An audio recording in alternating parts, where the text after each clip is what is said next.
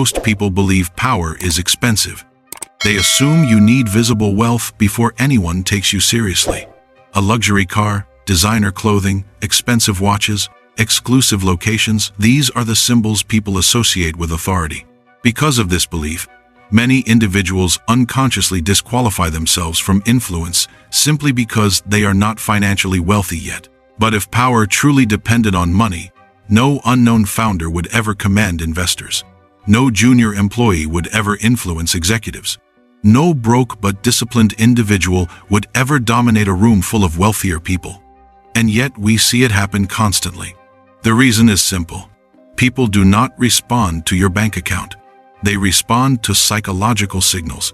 And those signals can be learned, controlled, and projected regardless of income. Today, we will break down how to look powerful without being rich, using behavioral psychology instead of financial status. If you are watching this channel, you are not interested in loud displays of status. You are not trying to compete in superficial games of comparison. You want quiet authority, the kind that shifts social dynamics without effort, the kind that makes people instinctively measure their words around you. That type of influence is not built through spending. It is built through positioning. Before we go further, this is not about deception. This is not about pretending to have money that you do not have. It is not about manipulating others into false beliefs. This is about understanding perception. Human beings constantly evaluate each other based on nonverbal cues, communication style, emotional control, and social positioning. Most people project insecurity without realizing it. When you remove those signals, the perception of power naturally increases. You are not fabricating status. You are eliminating weakness signals. In this video, we will break this down into practical, observable behaviors. We will cover how movement affects perceived authority, how speech patterns shape dominance, how emotional regulation creates leverage, how appearance influences assumptions, how social positioning alters hierarchy, and why detachment is more powerful than display. By the end, you will understand that visible wealth is only one form of power and often not the most important one. As you listen, think about someone you have encountered who did not appear wealthy, yet people treated them with unusual respect. Notice what made them different. It was not money. It was signals. Let's break them down. Number 1. Controlled movement and physical composure. The first signal of power is pace. You can see it before anyone speaks. Imagine a man walking into a meeting. The door opens quickly. He steps in fast, almost like he is late, even though he is not. His eyes move from face to face. He adjusts his sleeve. He pulls his chair back with a sharp sound. He sits. Then he shifts. Then he shifts again. He is qualified. He knows his work. But his body is rushing ahead of him. Inside, he is not calm. Are they already judging me? Did I miss something? Why is everyone so quiet? So he fills the quiet. He starts speaking sooner than he needs to. He nods too much. His hands move while he talks. He laughs quickly, just to smooth things over. He is not weak, but he looks unsettled. Now picture someone else entering the same room. The door opens at a normal speed, not slow for attention, not fast from nerves, just steady. They walk in without scanning the room like they are under threat. They choose a seat. They sit once. No constant adjusting. No restless leg. No tapping fingers. When someone speaks, they listen fully before responding. If there is a pause, they let it sit there. They do not rush to repair it. They are not trying to appear calm. They simply are not reacting to everything. This is what pace does. When someone moves quickly for no reason, people feel it. Even if they cannot explain it, they sense urgency. Urgency often feels like pressure, and pressure feels like instability. But when someone moves at a steady speed without unnecessary motion, it gives a different message. There is time. I am not threatened. I do not need to chase this moment. You see it in small social settings too. At a gathering, one person keeps moving from group to group. They laugh loudly. They check their phone between conversations. They interrupt slightly because silence makes them uncomfortable. Their body never fully settles. It looks like confidence on the surface. But watch longer. They are managing the room, trying to stay relevant, trying not to disappear. Now look at the person who stays in one place. They speak when needed. They do not over-gesture. If someone interrupts them, they do not rush to reclaim the floor. They wait. Then they continue at the same pace. People lean toward them without realizing it. Why? Because stillness feels controlled. In nature, the animal that is certain does not panic in its movements. Quick, scattered motion signals fear. Slow, deliberate motion signals awareness. We respond to that pattern without thinking. You do not need money to slow down your walk. You do not need status to sit without fidgeting. You only need awareness. Most people do not notice how often they rush. They rush to respond. They rush to explain. They rush to move when attention shifts toward them. Pay attention to small moments. When someone challenges you, do you answer immediately? When silence appears, do you grab your phone? When you sit down, do you adjust 3 times in 10 seconds? Those small reactions shape how others read you. Try reducing one thing. Walk slightly slower than usual. Let your hands rest instead of constantly moving. Pause for a second before answering a question. At first, it feels uncomfortable. Your body wants to speed up.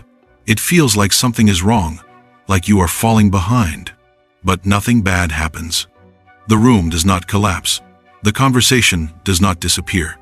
In fact, something subtle shifts. People interrupt you less. They watch you more carefully. They speak a little slower around you. You did not demand attention. You did not raise your voice. You simply stopped moving like you were under pressure. Controlled movement is not about acting important. It is about removing unnecessary reaction from your body. When you are not startled by small changes in your environment, you appear steady. And when you appear steady, people treat you as if you are. Number 2, economy of words and precision in speech. The second signal of power is how much you speak after you have already made your point. Most people talk more when they feel unsure. Picture a meeting at work. A manager asks, "Why did you choose this approach?" The first person starts answering clearly. The first sentence is fine. The second sentence is still fine. But then they continue. They begin adding background details that were not asked for. They explain what almost happened. They explain what other people said. They start defending the decision before anyone challenges it. Their voice speeds up slightly. They repeat themselves in different words. They look around the room while speaking, checking faces for reactions. Inside, they are thinking, "I need them to understand this fully. I don't want this to sound like a mistake. What if they think I didn't think this through?" So they keep talking. No one interrupts them. No one attacks them. But something shifts. The room becomes passive. A few people stop listening closely because the core answer already passed by. The extra words did not strengthen the point. They diluted it. Now imagine the same question asked to someone else. "Why did you choose this approach?" They answer in 1 or 2 direct sentences. This option solved the main issue. The others created more risk. And then they stop. They do not rush to fill the silence that follows. They do not soften the statement with nervous laughter. They do not add disclaimers like, "But I could be wrong," or "That's just my opinion." They simply wait. If someone wants more detail, they ask. Then the person responds briefly again. When the answer is complete, they stop speaking. There is no tension in their tone, no defensive edge, just clarity.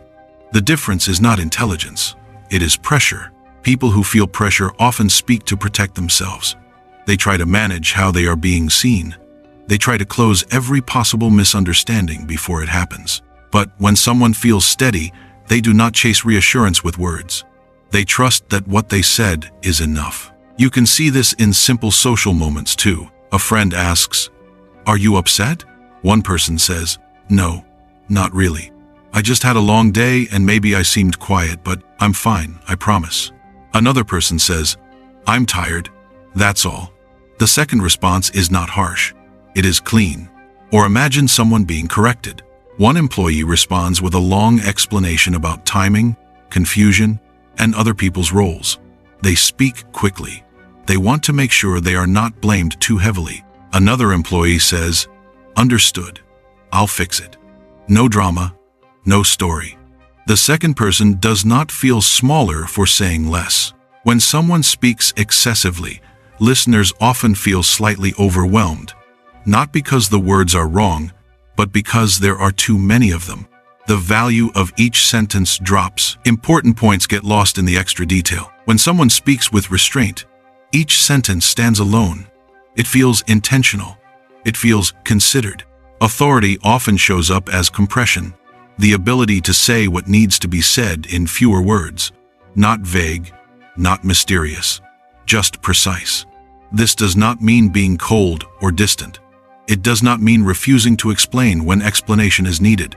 It means answering the question that was asked, not the fears that were not. It means finishing a sentence and allowing silence to exist afterward. For many people, that silence feels uncomfortable.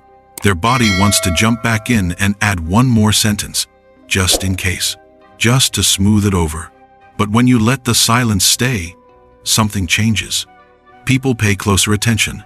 They ask better questions. They treat your words as deliberate rather than reactive. And slowly, without saying anything extra, the weight of what you say increases. Number 3. Emotional regulation under pressure. The third signal of power is how you handle pressure in real time. Not when things are calm, not when everyone agrees with you, but in the exact moment something challenges you. This is where people reveal themselves. Imagine you are speaking in front of others. You explain your idea clearly. You feel steady. Then someone says, "I don't think that makes sense." It's not an insult. It's not aggressive, but it challenges you. Most reactions happen instantly. Your chest tightens slightly. Your face shifts before you control it. Your voice changes tone without you planning it. You respond quickly. "No, that's not what I meant. You're misunderstanding. Let me explain again." You lean forward. Your words come faster. Inside, your thoughts are moving even faster. Why would they say that? Do they think I didn't think this through? I need to fix this right now. So you defend. You may still sound polite. You may not raise your voice, but the change is visible. The reaction is immediate. And when people see immediate reaction, they register something. Pressure affects you. Now imagine the same moment handled differently. You explain your idea. Someone says, "I don't think that makes sense." You pause. Not to be dramatic, not to perform calm, just to think. Your expression does not tighten. Your posture does not shift suddenly. You take a breath before speaking. Then you say evenly, which part feels unclear to you? The room feels different. You did not rush to protect yourself. You did not show irritation. You did not shrink either. You stayed level. When someone cannot quickly move your emotions, they begin to measure their own behavior more carefully. They slow down. They choose their words more precisely. The same pattern appears in small daily moments. You are in traffic. Another driver cuts you off. One person reacts instantly. They hit the horn. They shake their head. Their mood changes for the next few minutes. They replay the moment in their mind. They carry it with them. Another person brakes, adjusts, continues driving. The event was the same. The reaction was different. Or imagine someone close to you says, "You've been distant lately." One response is immediate defense. "That's not true. I've just been busy." You always say that. The tone rises slightly. The conversation tightens. Now it becomes an argument. Another response is slower. A breath first. Then, "Why does it feel that way to you?" No visible flare. No sharp shift in voice. The conversation stays open. Emotional control does not mean you do not feel the reaction. You feel it. Everyone does. The difference is what you do in the first few seconds. Most people let the first wave speak for them. Their face changes before they decide. Their tone sharpens before they choose it. Their body reacts automatically.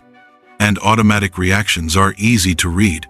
When small inconveniences change your mood quickly, people notice. When criticism makes you visibly defensive, people notice. When conflict makes your expression swing from calm to irritated in seconds, people notice. It signals that you are easy to influence. But when your tone remains steady under pressure, when your face does not dramatically shift, when you pause before answering, people begin to reassess you. They think more carefully before pushing further. They speak more cautiously. They stop testing as much. Emotional unpredictability reduces authority because people feel they can trigger you. Emotional stability increases it because people see that they cannot. And the shift is small.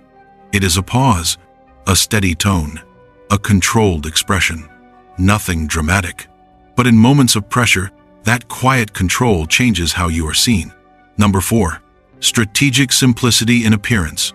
Looking powerful is not about wearing expensive brands. Most people can sense when someone is trying too hard. Imagine two people walking into the same event. The first person is dressed in loud designer pieces, big logos, flashy watch, bright shoes that draw attention. Everything looks expensive, but something feels forced. They keep adjusting their jacket. They check if people are noticing. They smooth their hair in reflective surfaces. Inside, there is a quiet question running. Do I look impressive enough? Can they tell this cost money? Am I standing out? They are not relaxed in their own clothes. They are wearing the outfit. The outfit is wearing them. Now picture someone else. Simple clothing, neutral colors, nothing distracting. The clothes fit properly, not too tight, not oversized. Clean lines, clean shoes, no excessive accessories. They are not drawing attention, but they are not hiding either. They are comfortable standing still in what they're wearing. They are not adjusting constantly. They are not checking reflections. They are not signaling for approval. It communicates something quiet: structure, order, control. When clothing fits well, it suggests care. When colors are simple, it reduces noise. When details are clean, it shows discipline. This is not about fashion. It is about presentation. When someone tries too hard to look expensive, it often feels like they are covering something. It can feel like compensation, like they are asking the room to confirm their value. But when someone looks clean, composed, and understated, the message is different. I prepared. I take care of details. I don't need to shout. Powerful aesthetics are controlled and minimal, not loud, not chaotic. The goal is not to appear wealthy. The goal is to appear disciplined. And discipline is what people quietly associate with long-term power. Number 5. Social positioning and selective interaction. Watch what happens in group settings. At a gathering, there is usually one person who moves quickly from conversation to conversation. They introduce themselves to everyone. They laugh loudly. They tell long stories. They interrupt slightly to keep the energy high. They are working the room. Inside, they may be thinking, I need to make an impression. I can't disappear. I have to stay relevant. They initiate every interaction. They try to impress everyone. They fill silence before it settles. But something subtle happens. When you chase every conversation, it signals that you need something from the room. Now observe someone else. They do not rush to greet everyone. They speak when spoken to. When they do engage, they are present. They listen fully. They do not scan the room over someone's shoulder looking for a better interaction. They do not try to dominate the discussion. They do not fight to be the loudest voice. If a joke lands, they smile. If it doesn't, they don't force laughter. They are selective.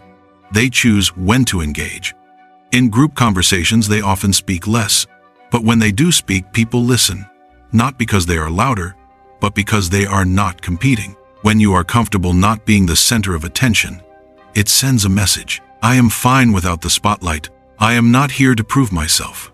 People feel that.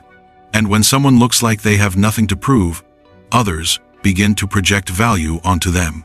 Number 6. Detachment from immediate outcomes. This might be the strongest signal of all. Need changes behavior. When someone needs approval, you can see it. They agree quickly. They soften their opinions. They laugh at jokes they do not find funny. When someone needs a deal to survive, their tone shifts. They push harder. They lower their standards. They accept terms they would normally question. When someone needs attention, they overperform. They exaggerate stories. They try to stay visible at all times. Need is visible, and people respond to it. Now imagine a negotiation. One person speaks carefully but anxiously. They need this agreement. You can feel it. They lean forward slightly. They explain why this opportunity matters to them. They follow up quickly. They check their phone for responses. Another person speaks calmly. They present their terms. They are polite, but they are not clinging. If the terms do not work, they say, "I understand," and they are willing to walk away.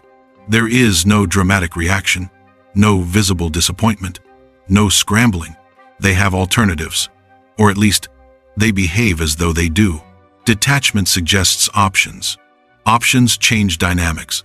Even if you are not wealthy, even if you do not have endless resources, behaving as though your identity does not depend on this single outcome shifts how people treat you. If someone senses that you must have their approval, they hold power over you.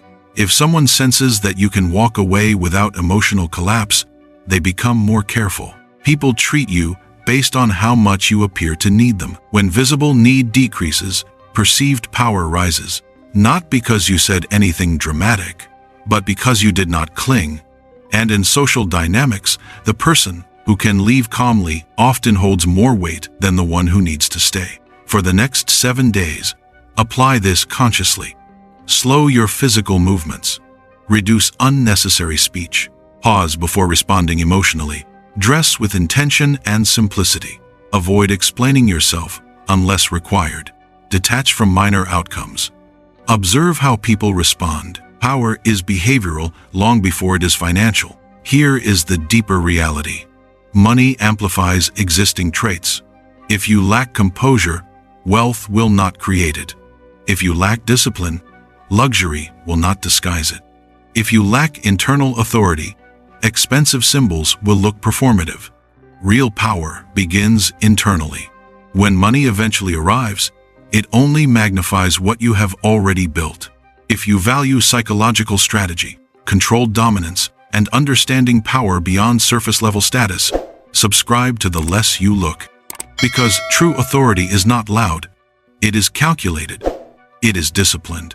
And it rarely needs to announce itself. The world evaluates signals before it evaluates numbers.